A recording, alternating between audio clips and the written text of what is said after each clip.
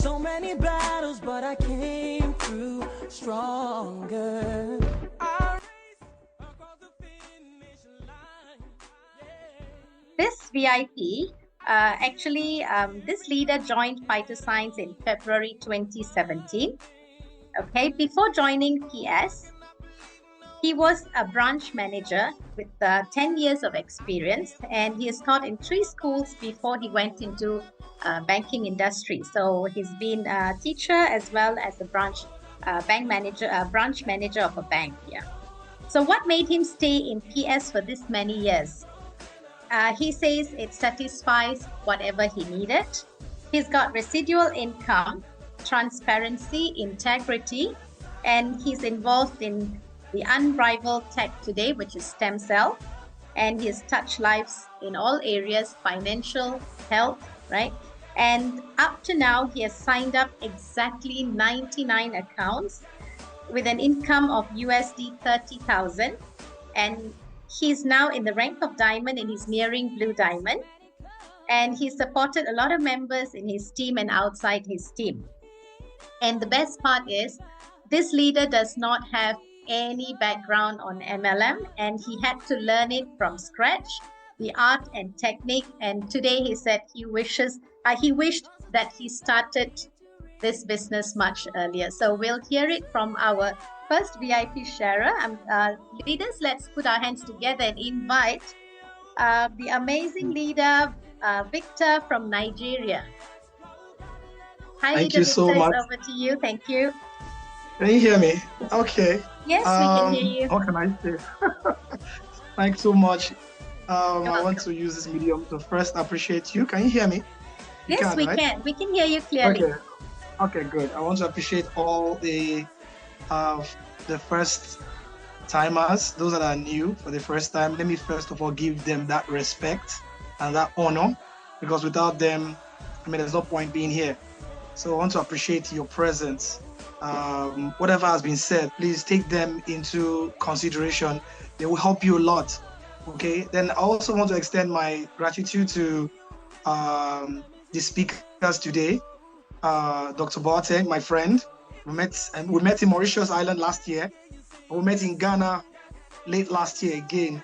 So it's a wonderful thing to hear you speak. And also leader Lizzie Choga, all the way from UK. Both of you spoke very well. And also want to thank our Phytoscience management team member who spoke after the two speakers just a short while ago. Great thanks to you. And also all Phytoscience existing members, including you, our host, Selvi. You guys are doing wonderfully well.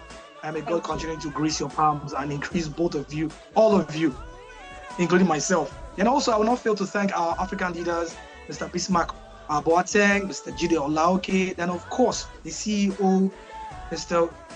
Dotsuk Wilito, I beg your pardon, and last but not the least, our co-founder, Elatan.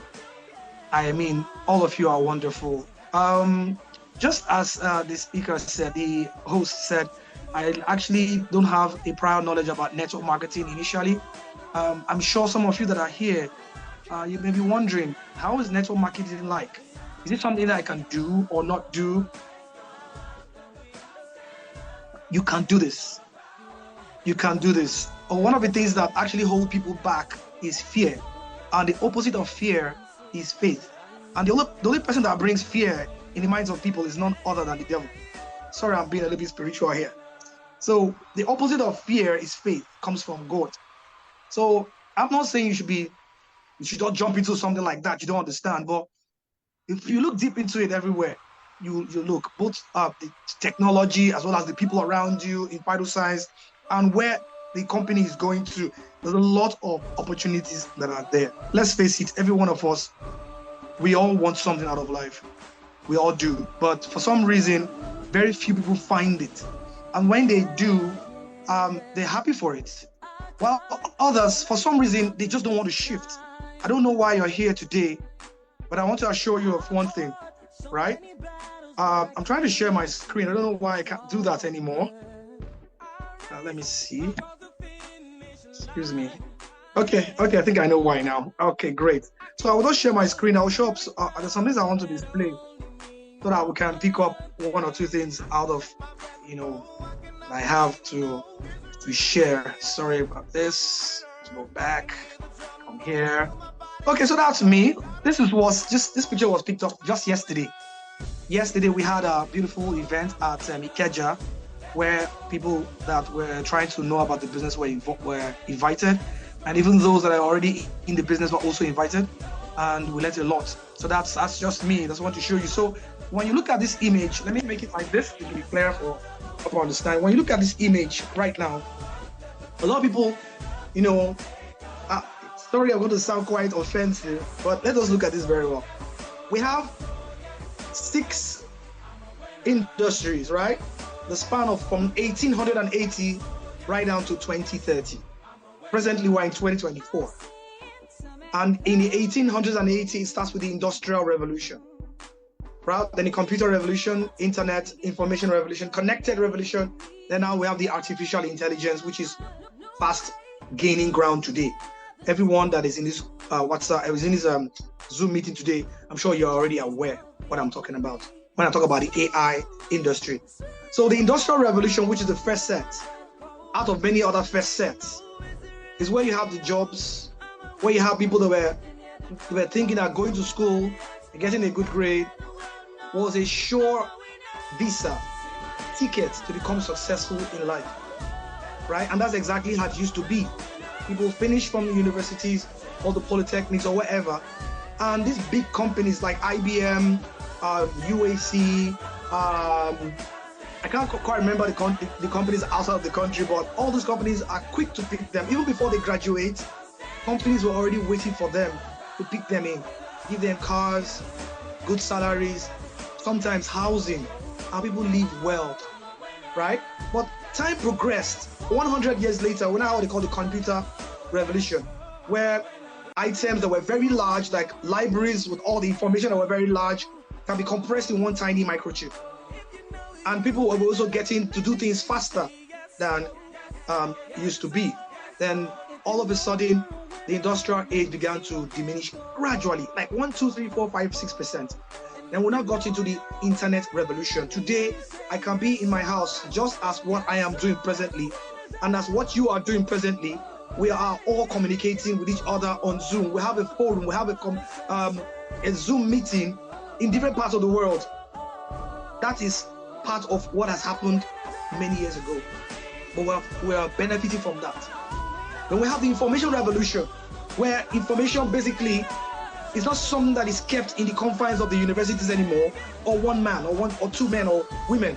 Everybody, if you want to find out if you want to read about how to cook spaghetti, or you want to read about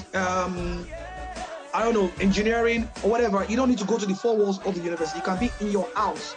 You can learn these things. They call it universities without boundaries, right? Then we have the connected revolution. Everything right now is connected. That's what we are. We're all trying to connect. The more people you know, the right person that you know, make you successful in life. But going to the future, we're going to have artificial intelligence. I'm going to pick the 2030s, which is the artificial intelligence and the computer and internet revolution.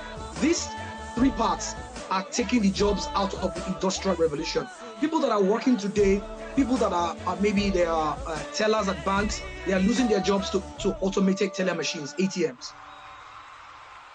People that have NIPOs, that have they have postal services, they are losing their jobs gradually to people that have internet services.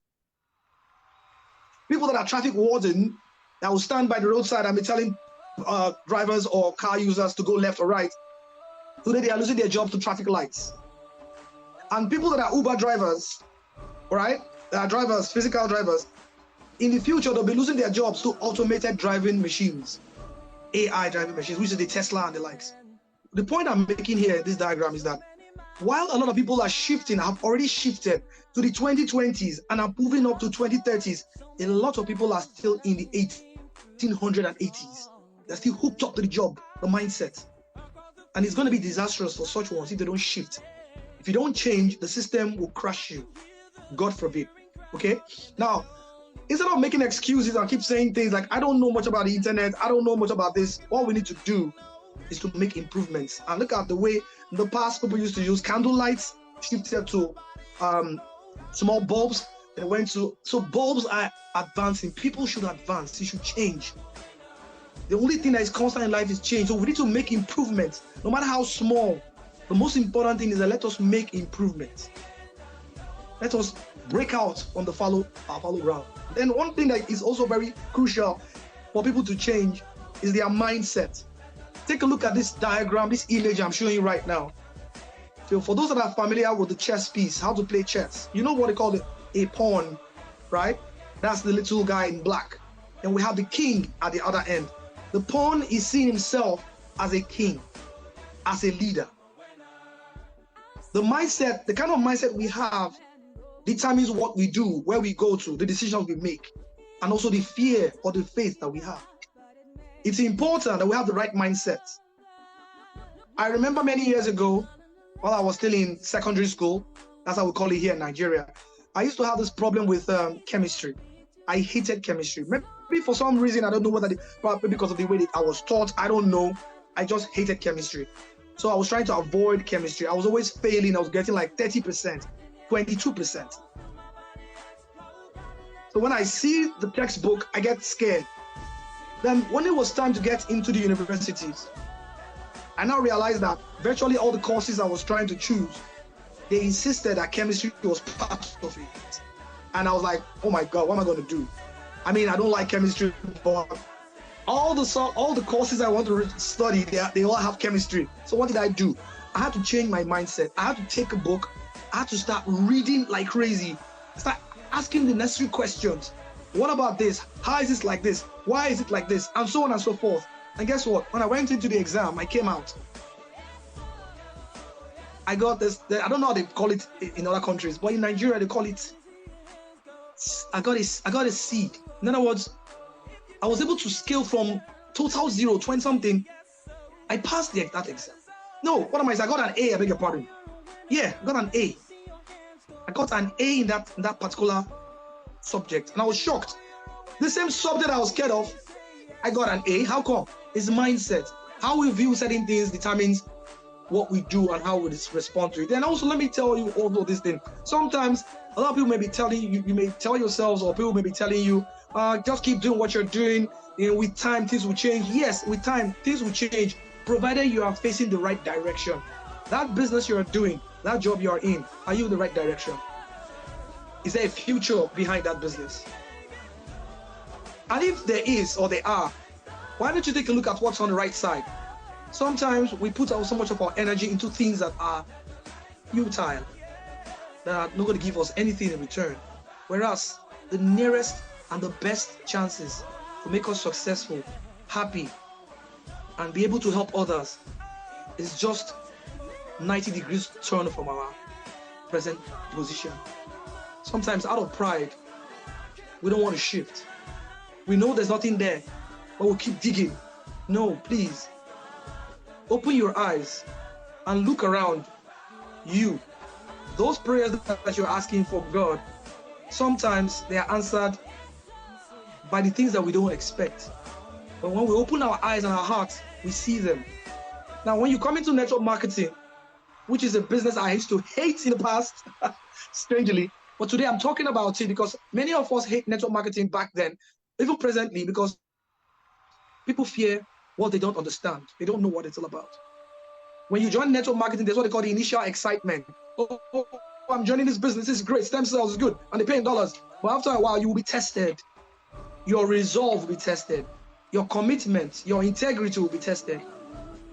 So sometimes you may have disappointments, challenges. But that's where you must be careful the decisions you make. The people you meet to get advice. If you go to the wrong persons, people that are failures, people that are bad mouth this company or this industry, the chances are you fail more and then you jump out into another company. But when you meet the right persons and you make the right decisions, you have the right mindset, and you are patient, with time you become successful. You will become successful by the grace of God. So this is just an image to show my wife and I when we got to Dubai. By the grace of God, I've been to Dubai twice. And that's me just having fun with a car that was my dream. That's not my car anyway, but we had to pose with it. These are wealthy things that you have in such countries, you keep wondering what's really happening in our space. So if to succeed in life, we need to first learn. A lot of people don't want to learn. They don't want to calm down and learn and listen. Listen and learn. Be calm.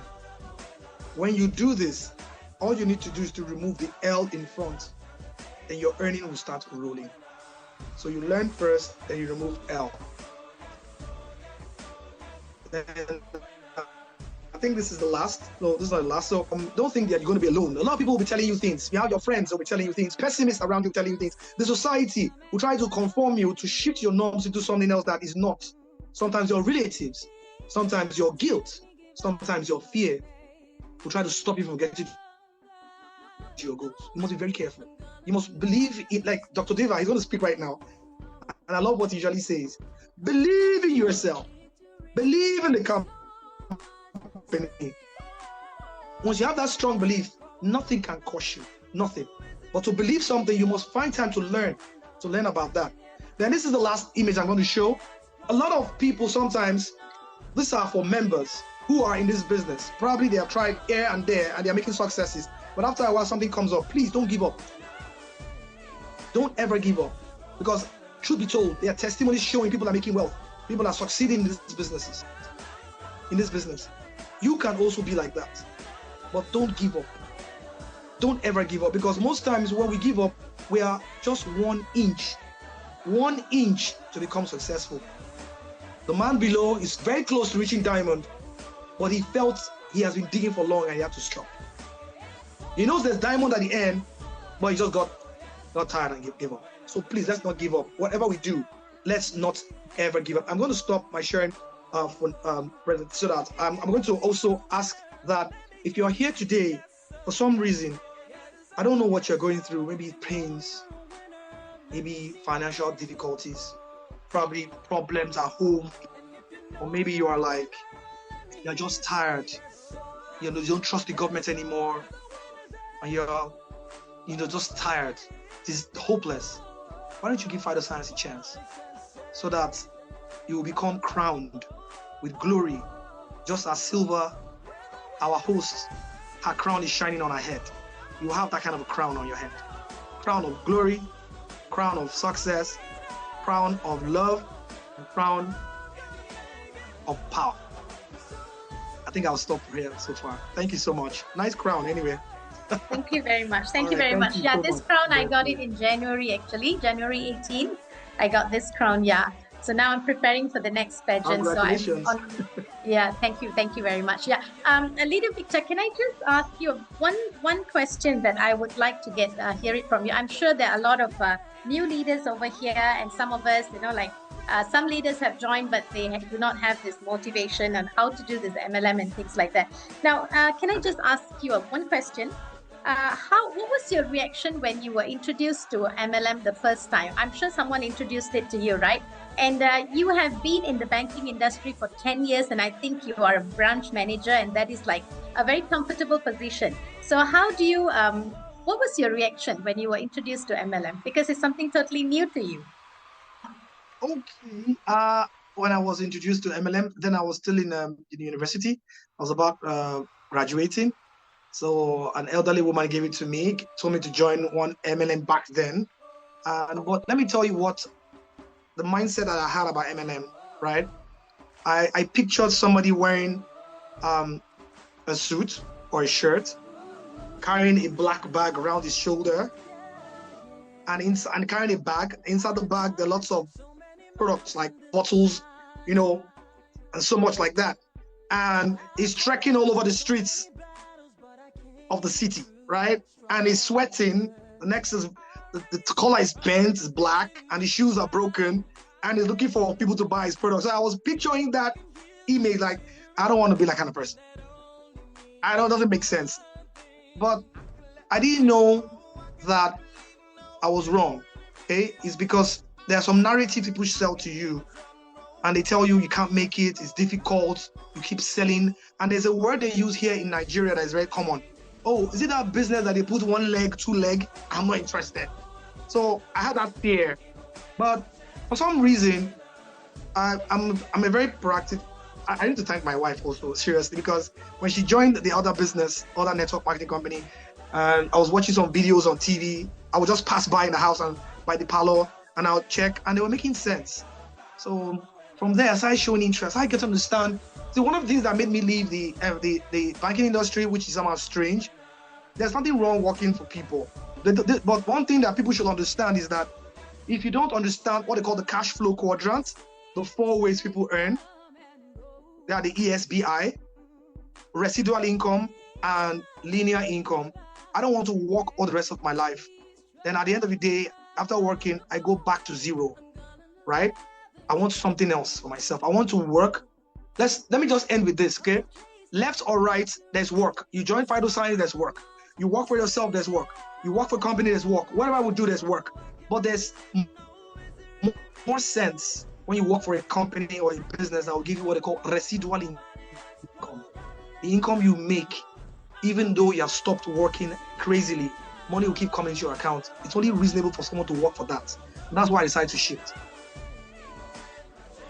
Thank you. Thank you very much. That was amazing. Thank you very much. And congratulations on your achievements. And we really wish that you will achieve your Blue Diamond very, very soon. Good luck. Blue Diamond, yeah. Yeah. Yeah, thanks. I appreciate it. God bless. Right. Thank you very much. Leaders, please give him some reaction. Thank you very much, Leader Victor. Thank you. Yeah. Right. Now we'll move on to our next VIP sharing because we are almost running short of time, and my admin will remind me, because it's a working day in Malaysia, by the way, tomorrow. So, yeah. Let's move on